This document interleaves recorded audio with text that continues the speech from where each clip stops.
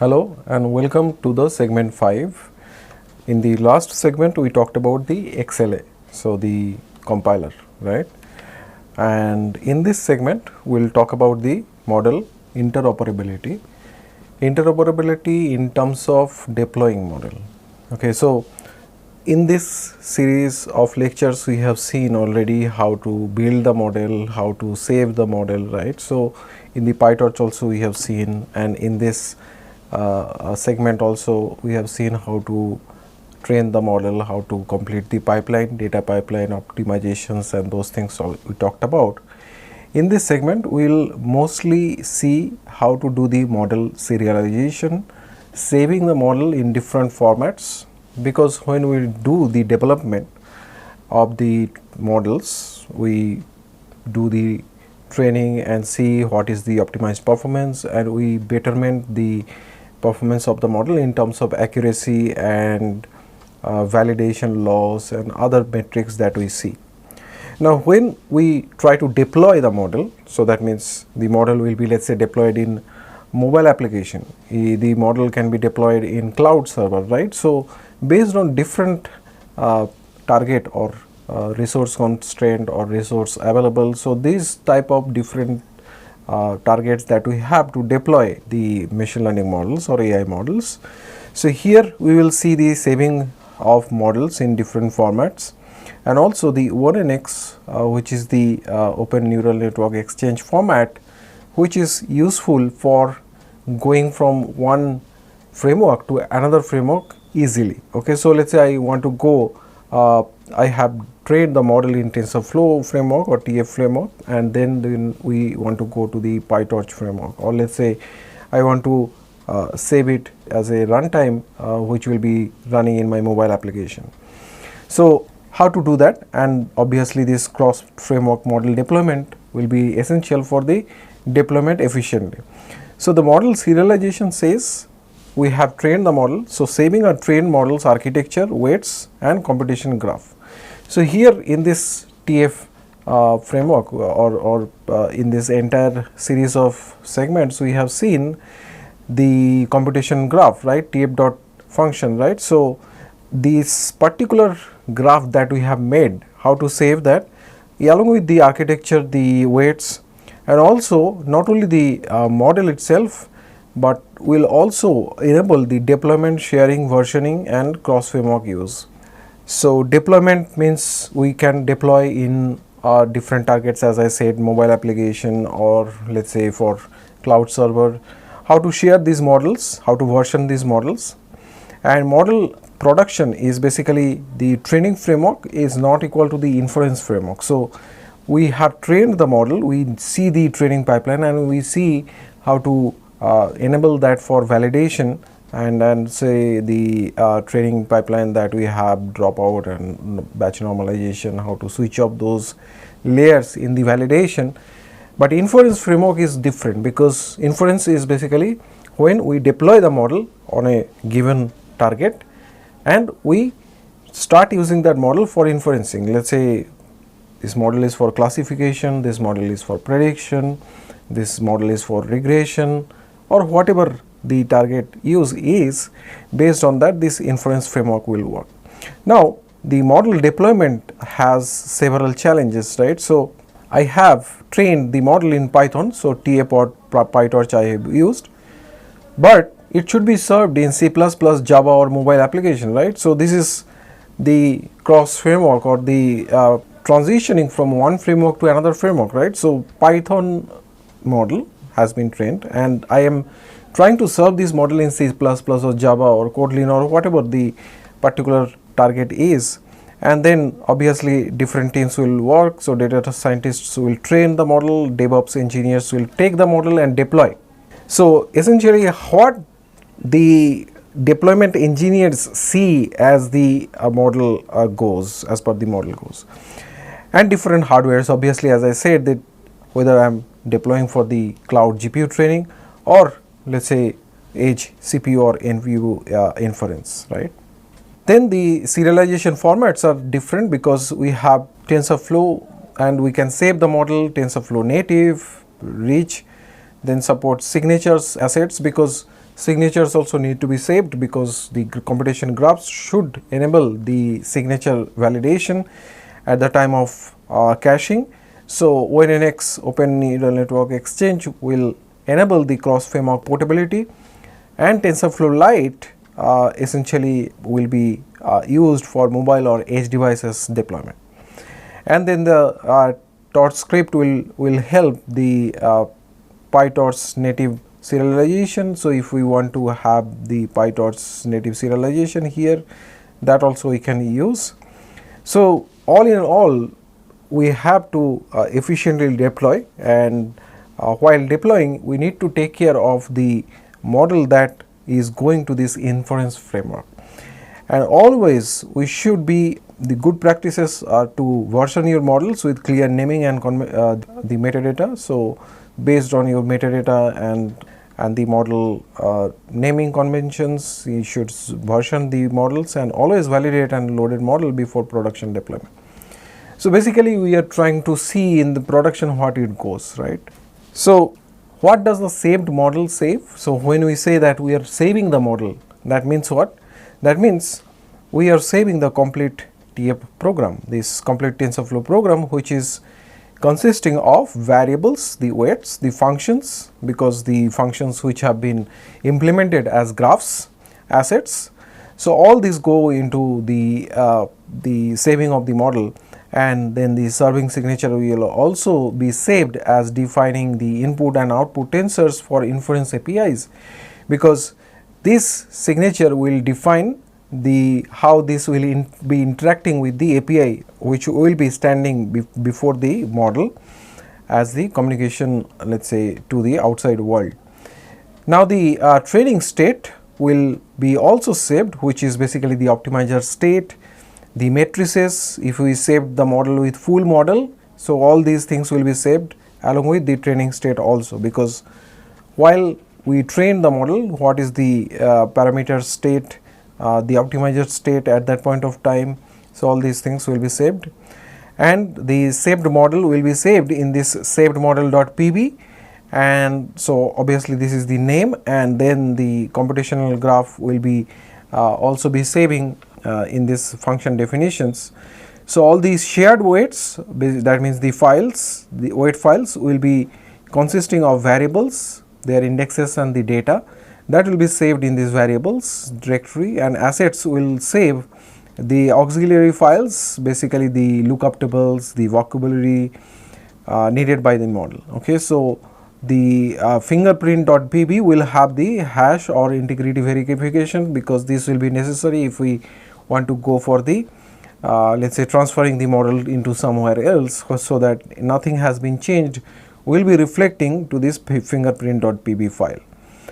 And then the loading will be happening by model.save. So saving of the model will happen model.save function call, and the loading will happen tf.savedModel.load. So this will call this load function to load the model which has been assigned here. Now we can use the model.save or the tf.savedModel.save. So this will come from this saved model package, and the training will happen the basically loading the model. So after loading the model, so keras.models.load model will load the model, and so saving the model, loading the model for inference, and saving the model for training. These are the two different things, as I said, because if we are training the model, so we have to load the parameter state, optimizer state, and all these things. And for the loading of inference, I do not need many of the auxiliary files or information which is required for training. Okay, so this model loading is for my inference, right. Now in the serving will be happening by saving the model, obviously. Then saved model is in the native format for the TF serving. So basically the TensorFlow serving will be working with REST API, gRPC API servers. Then the version in directories will be useful for the exporting of the model. So if my model has different versions, let's say 1, 2, 3 versions, so essentially these will be happening in this way. Models, under this models directory I have my models, and then 1, 2, 3 based on the version of the model. and the TF serving automatically serves latest model with zero downtime. So, this is the one feature of the TF serving. Now, we were talking about the ONNX. So, we will come to this serving and saving the model and loading the model in the code section. Before that, we will introduce you to the ONNX, which is the Open Neural Network Exchange for representing the machine learning models in an open standard. So, as you know that we have different standards of saving model, that PyTorch framework saves model differently, my TensorFlow framework saves model differently, and so on and so forth. Here in the ONNX, this is an open standard, and essentially here this standard can be used by let us say by your different frameworks, right, and it is maintained by Linux Foundation AI, supported also by Microsoft Meta and others. So, most of the users who supports the Linux environment, be it Microsoft or other application environment. So, we have the support for let us say loading and using the ONNX exchange format. So, this defines a common operator set and data types for neural networks, and the model structure is basically we have the graph topology plus weights. So, that is the protobuf serialized format. So, this protobuf will contain the weights and the graph topology, which is the graph that we make as computation graph, and model proto will save the version and the offset, the operation set or the data, and basically the graph and metadata as well. The graph proto will have the nodes as the operations, the inputs, outputs, and initializers, basically for the weights. If we load the model inference way or for the training, that will be different. So, that is why we need to know exactly what kind of production environment I am going to load the model. And then the node proto will have the operand types, the inputs, the outputs, as well as the attributes, the features. So, now we will see how to convert the TensorFlow models into the ONNX format, as well as running the ONNX models. So, now when we transform the model from TensorFlow framework into the ONNX format, that means this will be happening in this definition of the operator set, the operands, the data types, and they will be saved into either model proto or the graph proto or the protobuf. So, now once this transformation happened, so we have to have a runtime to run this particular format, right. So, that is the ONNX runtime. So, usually we have the runtime installed using the pip install ONNX runtime for the CPU or the ONNX runtime GPU. So, if you want to run using the ONNX runtime GPU for CUDA, and then obviously these are the two aspects we usually use to run the model, which is saved in the ONNX format in the ONNX runtime. Okay.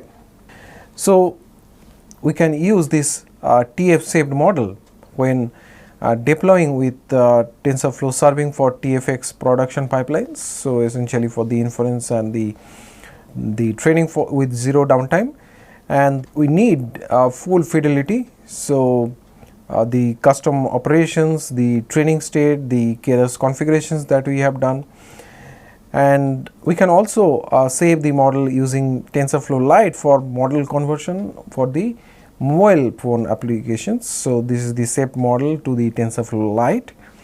So, this TF Lite framework is for the TensorFlow Lite for mobile applications, and then you can also save when you can just stay in this entire TensorFlow or Google ecosystem, and then also you can use saved model to save the model for using this. And when we use the ONNX, when we try to deploy the trained model in TensorFlow to ONNX runtime, because when we go for cross platform, right. So, when we go for C++, Java, we have the Pythonic way of defining the functions, the entire model and the pipeline for data loading, the training loops, and so on and so forth. So, in this when we go for cross platform, so we need a runtime to support this ONNX format, And also when we try to go from one framework to another framework, let's say PyTorch or MXNet or scikit-learn or other frameworks, then also we use ONNX transformation. And also we can use this for the Google GPU inference as well. As I said, ONNX GPU runtime has the Google runtime, so for the CUDA runtime, so that also supports. And also we can go for ONNX saving when we target OpenVINO or the Intel CPU, GPU or the BPU deployment. So then also you can go for the ONNX saving model. Okay. So this gives me to use these models that we have trained in TensorFlow to use in different platforms, different target applications, as well as different target hardware or systems. So you usually use PyTorch and TensorFlow for training the model, and then we export to save the model using TensorFlow or Torch script based on which framework that we are using. And then we can go to conversion to this ONNX, and then we can use it in ONNX runtime. So the servers are REST, gRPC API, Edge binary or embedded runtime that can support this runtimes as well. Okay. So now we will go to the code section to see more detail in the implementation side. Okay. So in the code section, as you can see, we will discuss about the how the model trained in Python must be deployed in these type of platforms, right? So it can be C++, production server, the mobile app, which is running the TF-Lite or Core ML, or any cross framework inference engine like ONNX runtime, TensorRT, and then the different ML frameworks. So if I want to go from TensorFlow to PyTorch, so we have to convert it into ONNX, and then we can load it into the PyTorch. Okay, so this is the pipeline that we follow.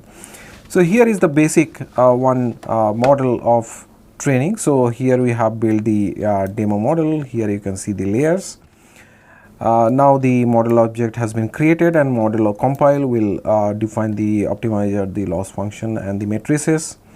Now we print the we check the model summary, and here essentially we are running the model for the training the model for random data set here, and then we are calling this fit function for the model training, and the model training will be done, and then the predictions will happen. So here the prediction is basically the X test is another random data point, and here the prediction will call the predict method for the prediction of the data point that we have created here, right? So this is the model summary, where we have the layers as the input layer, the hidden layer, the batch normalization, second hidden layer as dense layer, and then the prediction dense layer we have. And you can see that total parameters here is this, and total trainable parameters are these many, and basically these are the non-trainable parameters, and we have the model training setup completed. Okay, so now we want to save the model, right? So saving the model will come in different forms. So first we will see how to save the model in Keras native format, which is the model.save and load model. So here you can see this temporary file directory. This directory you can change based on the target machine and basically the path that you have, and model.save will be called for saving the model, and you can see that the size that we are fetching from the was.path.get size and printing the size. So this will be printing where exactly it is saved and the size of the model. And while loading the model, we will use the keras.models.load model method. So this is the Keras native way of saving and loading the model, and then we can use the model as such. So Keras load to prediction, whether this is matching or not. So this is basically after the model is loaded, we are just experimenting with the model prediction. Okay, so this is working fine.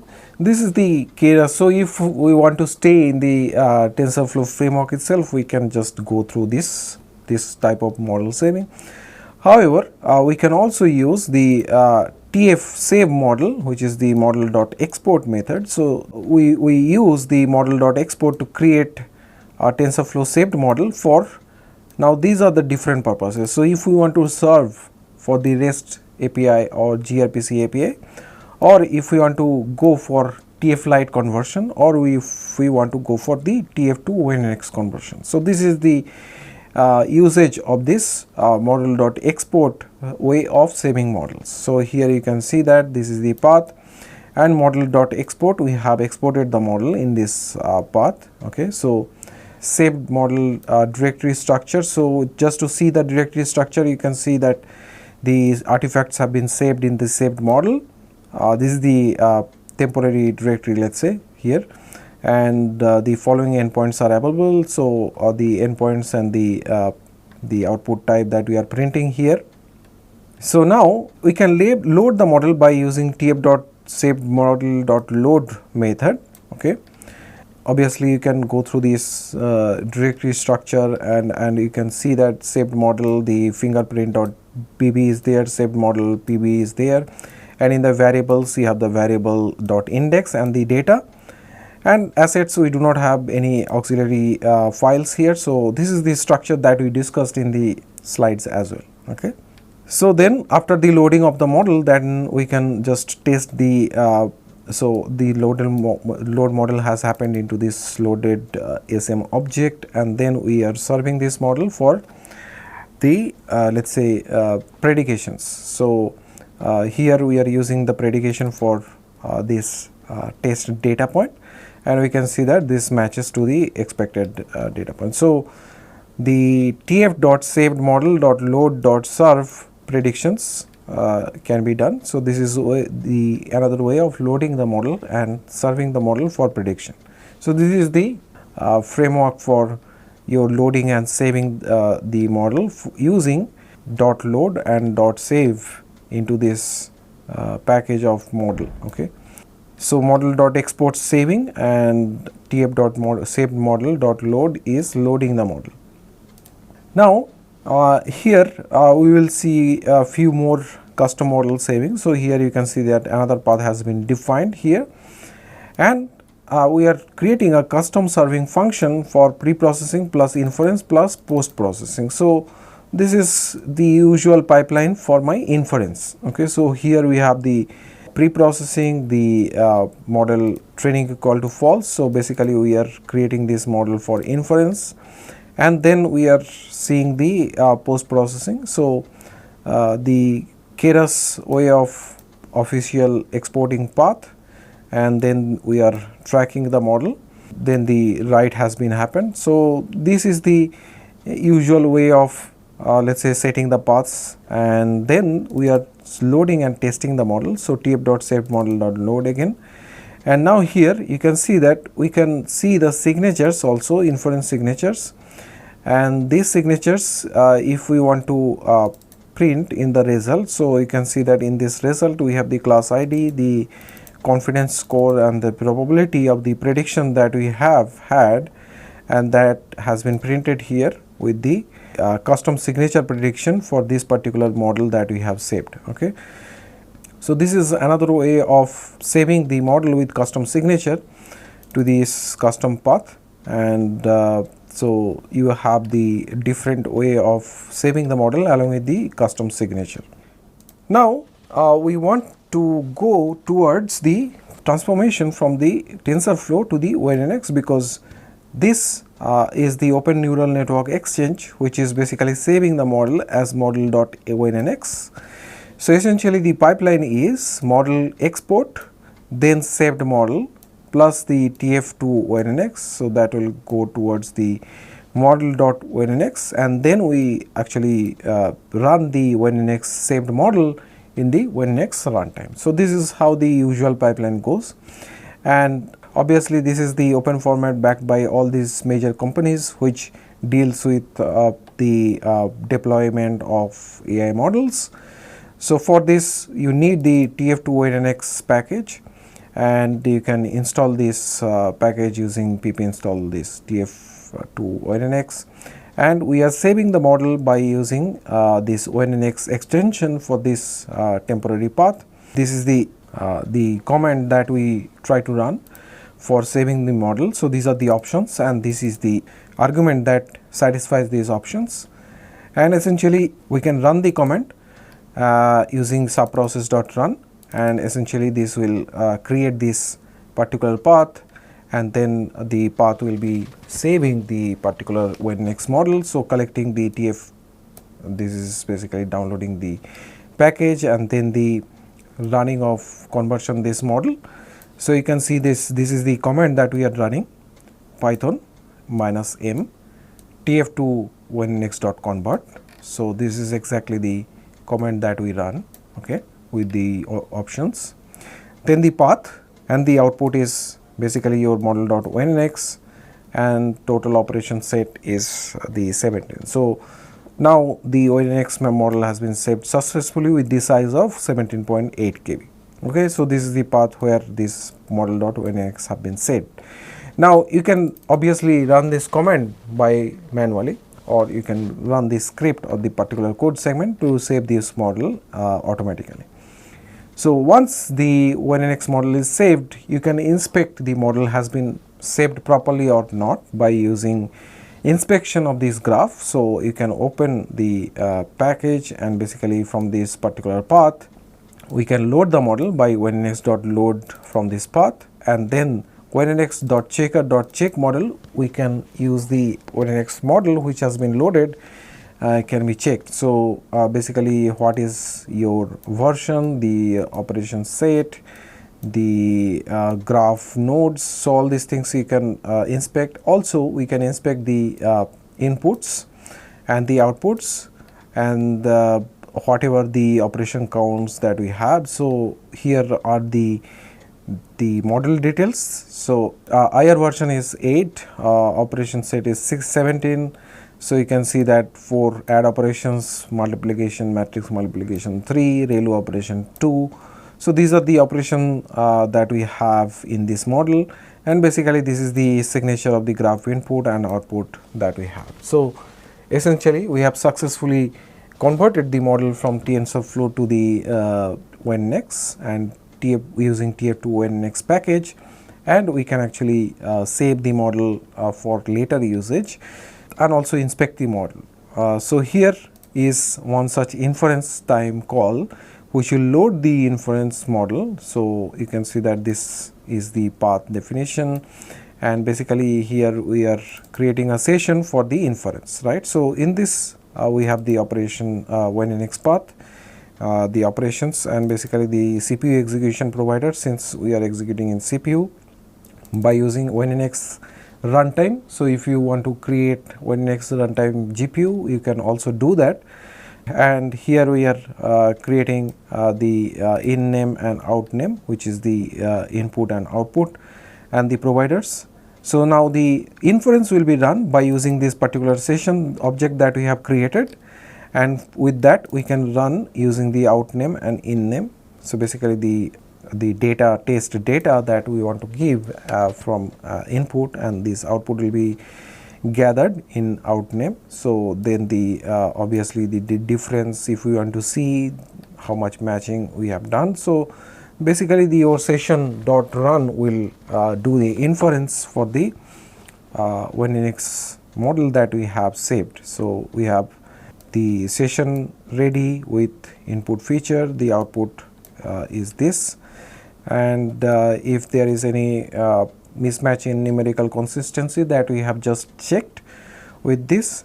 So this is your Keras output. So we are just creating the reference prediction. So this is the reference prediction, and the output that we got from the ONNX runtime. So this is almost matching to the Keras runtime that we usually expect in the TensorFlow framework. Okay.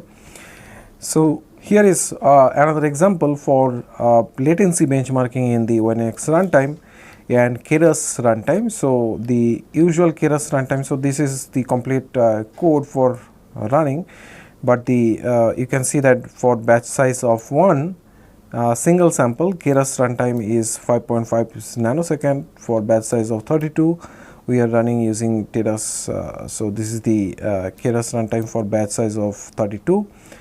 and you can see the runtime in ONNX. So we can see how much speed up we got by ONNX runtime. Okay, and obviously throughput per which is number of samples processed per unit time, which is here samples per second.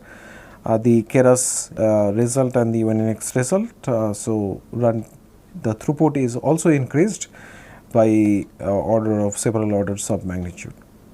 Okay, so this is one guide that you can follow for the model. So complete model definition using the Keras framework, then the saving of model, and then the ONNX runtime, and you can check throughout the benchmarks and adapt this for your particular usage. Okay, so in summary, the TensorFlow's eager mode, basically we have seen the eager mode of execution and the graph execution by using this decorator at the rate tf dot function, how it improved the performance, and also the data pipeline that we have seen how to maximize the training throughput, and also we have seen the XLA JIT compiler, which is basically the XLA compiler and JIT runtime. These are the two fusion that we have had for the model training, and we saw the speed up also. And XLA, essentially if you increase the model size, essentially you get more and more speed up because you have more opportunity of operation fusion. So one such experiment is given also in this particular handout that will be served, but you should also see how this operator fusion in the XLA compiler helping to increase the efficiency of the training pipeline. And the ONNX runtime we have seen, which stores the model for cross platform usage as well as cross framework usage if we want to go from TensorFlow to PyTorch or any other framework. So we can use this, and also we have seen how to deploy the model for inference using such runtime and framework. So with this we'll conclude this week's lecture. Thank you.